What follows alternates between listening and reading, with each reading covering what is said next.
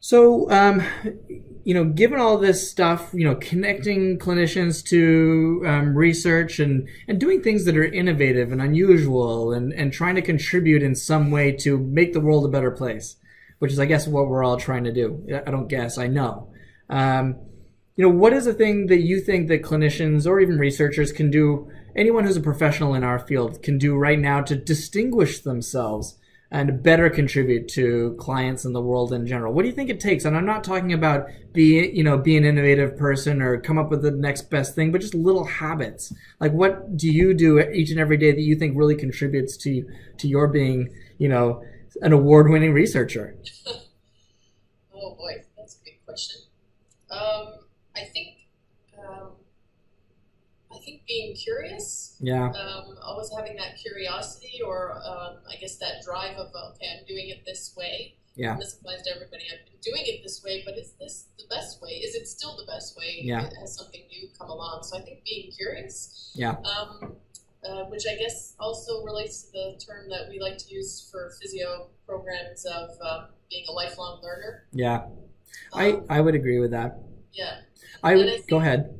oh no, and I think physios have this compassion and empathy, and recognizing that I saw a TED talk, one of my favorite ones by Ken Robinson, where he talks about diversity, but thinking about it not from the evolutionary biological perspective, but diversity in talents and a diversity in intelligence, and that there's not just one way to move, there's not just one way to think, or there's not one way to live your life, but having appreciation for diversity, and that's what Yeah, helps the world advance. So I think yeah, being open and inviting for diversity, I think also is yeah. probably a characteristic of the physiotherapy profession already. Just expose yourself to stuff. Yeah, Um, I would follow up on that curiosity and that appreciation for diversity, though, with action. So it's yeah, not just being curious, it's about taking action on that curiosity. sure. And that is something that I think happens on a little bit on a day in, day out basis. There's never this so called magic moment of epiphany. It's Yeah, just little things that you're doing each and every day to create something out of, perhaps your curiosity or your exposure to an interesting and innovative idea. And I think once again, that goes back to how it is that we look at ourselves and what it is that we're capable of. So I cannot talk enough about that and sort of, add that piece into what I think is universally accepted in for people who want to be high performers, that curiosity piece. I hear that again and again and again and again, and then yeah, I would compound that with, hey, take some action on it. Not big yeah. action, a little action every day. A colleague and a friend of mine, Mm-hmm. Jackie Sadie at Western University, who's Yeah, I'm sure people watching this will know who that is, she's awesome. well-respected expert in the Yeah, orthopedic and manual field. She said something that stuck with me is when she goes to conferences now, she doesn't go to the ortho talks.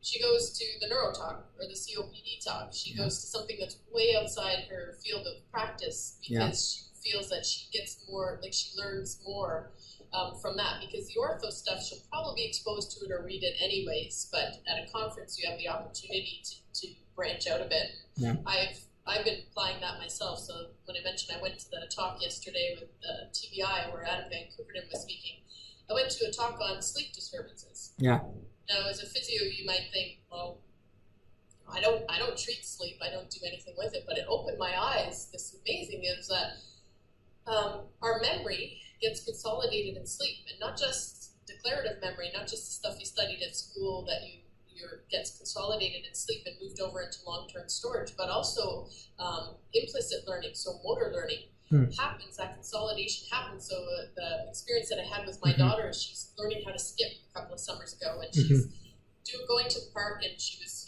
doing the 1, 2, 3, and then her feet would get caught. And it's like, oh, then she'd do it again, 1, 2, 3, and her feet would get caught.